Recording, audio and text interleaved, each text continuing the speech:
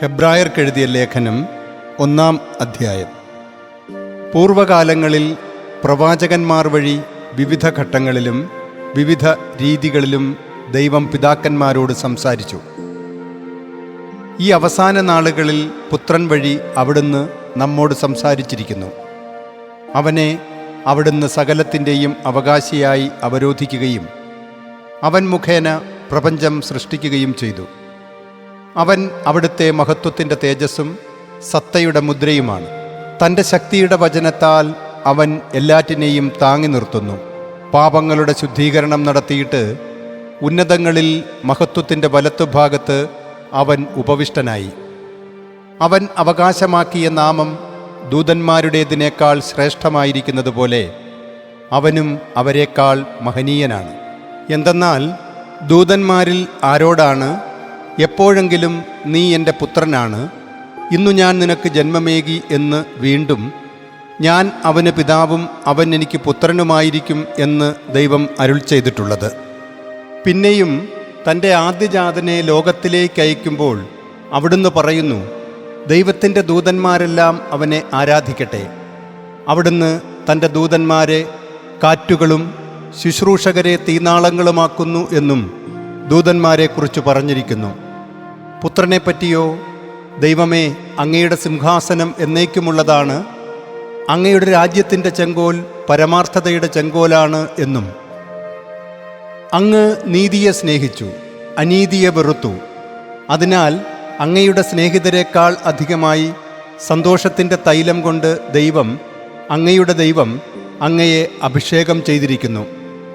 വീണ്ടും കർത്താവേ, ആദിയിൽ അങ്ങ് ഭൂമിക്ക് അടിസ്ഥാനമിട്ടു. ആകാശങ്ങൾ അങ്ങയുടെ കരവേലകളാണ്. അവ നശിക്കും, അങ്ങാകട്ടെ നിലനിൽക്കും.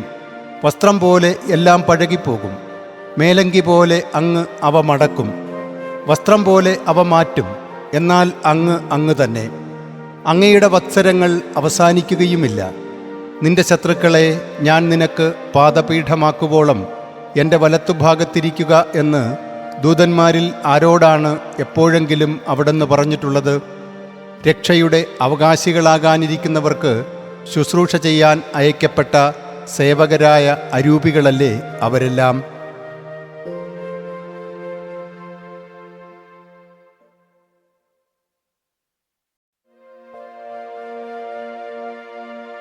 ഹെബ്രായർക്കെഴുതിയ ലേഖനം 2-ാം അധ്യായം.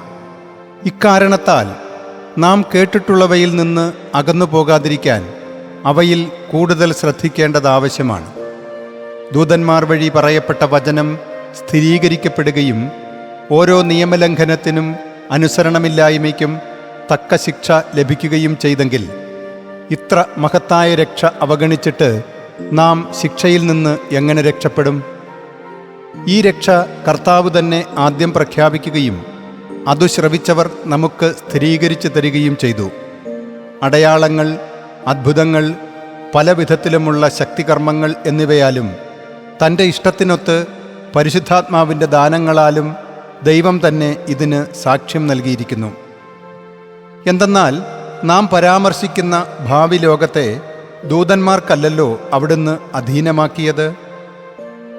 ഇതേക്കുറിച്ച് ആരോ എവിടെയോ ഇങ്ങനെ സാക്ഷ്യപ്പെടുത്തിയിരിക്കുന്നു, അങ്ങ് ഓർക്കാൻ മാത്രം മനുഷ്യൻ ആരാണ്? പരിഗണിക്കാൻ മാത്രം മനുഷ്യപുത്രൻ ആരാണ്? ദൂതന്മാരെക്കാൾ അല്പം താഴ്ന്നവനായി അങ്ങ് അവനെ സൃഷ്ടിച്ചു. മഹത്വവും ബഹുമാനവും കൊണ്ട് അവനെ കിരീടമണിയിച്ചു. സമസ്തവും അവൻ്റെ പാദങ്ങൾക്ക് കീഴിലാക്കി. എല്ലാം അവൻ്റെ അധീനതയിലാക്കിയപ്പോൾ അവന് കീഴ്പ്പെടാത്തതായി ഒന്നും അവിടുന്ന് അവശേഷിപ്പിച്ചില്ല. എന്നാൽ ഇപ്പോൾ എല്ലാം അവന് അധീനമായതായി നാം കാണുന്നില്ല. ദൈവകൃപയാൽ എല്ലാവർക്കും വേണ്ടി മരണമനുഭവിക്കേണ്ടതിന് ദൂതന്മാരെക്കാൾ അല്പം താഴ്ത്തപ്പെട്ടവനായ യേശുവിനെ മരണത്തിൻ്റെ സഹനം വഴി മഹത്വത്തിൻ്റെയും ബഹുമാനത്തിൻ്റെയും കിരീടമണിഞ്ഞവനായി നാം കാണുന്നു. എന്തെന്നാൽ ആർക്കുവേണ്ടിയും ആരുമൂലവും എല്ലാം ആയിരിക്കുന്നുവോ അവിടുന്ന് അനേകം പുത്രന്മാരെ മഹത്വത്തിലേക്ക് നയിക്കുമ്പോൾ അവരുടെ രക്ഷയുടെ നായകനെ സഹനം വഴി പരിപൂർണനാക്കുക സമുചിതമായിരിക്കുന്നു. വിശുദ്ധീകരിക്കുന്നവനും വിശുദ്ധീകരിക്കപ്പെടുന്നവരുമെല്ലാം ഒരുവനിൽ നിന്നു തന്നെ. അതിനാൽ അവരെ സഹോദരർ എന്ന് വിളിക്കാൻ അവൻ ലജ്ജിക്കുന്നില്ല. അവൻ പറയുന്നു, അങ്ങയുടെ നാമം എൻ്റെ സഹോദരരെ ഞാൻ അറിയിക്കും. സഭാമധ്യേ അങ്ങയെ ഞാൻ സ്തുതിക്കും. വീണ്ടും ഞാൻ അവനിൽ ദൃഢവിശ്വാസമർപ്പിക്കുമെന്നും ഇതാ ഞാനും എനിക്ക് ദൈവം നൽകിയ മക്കളുമെന്നും അവൻ പറയുന്നു. മക്കൾ ഒരേ മാംസത്തിലും രക്തത്തിലും പങ്കുകാരാകുന്ന പോലെ അവനും അവയിൽ ഭാഗഭാക്കായി. അത് മരണത്തിന്മേൽ ആധിപത്യമുള്ളവനെ, അതായത് പിശാചിനെ, തൻ്റെ മരണത്താൽ നശിപ്പിച്ച് മരണഭയത്തോടെ ജീവിതകാലം മുഴുവൻ അടിമത്തത്തിൽ കഴിയുന്നവരെ മോചിപ്പിക്കാനാണ്. എന്തെന്നാൽ അവൻ ദൂതന്മാരെയല്ല ഏറ്റെടുത്തത്, അബ്രാഹത്തിൻ്റെ സന്തതിയെയാണ്.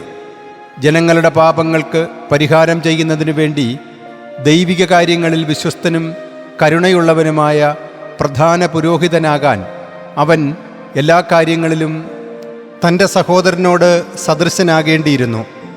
അവൻ സഹിക്കുകയും പരീക്ഷിക്കപ്പെടുകയും ചെയ്തതുകൊണ്ട് പരീക്ഷിക്കപ്പെടുന്നവരെ സഹായിക്കാൻ അവന് സാധിക്കുമല്ലോ.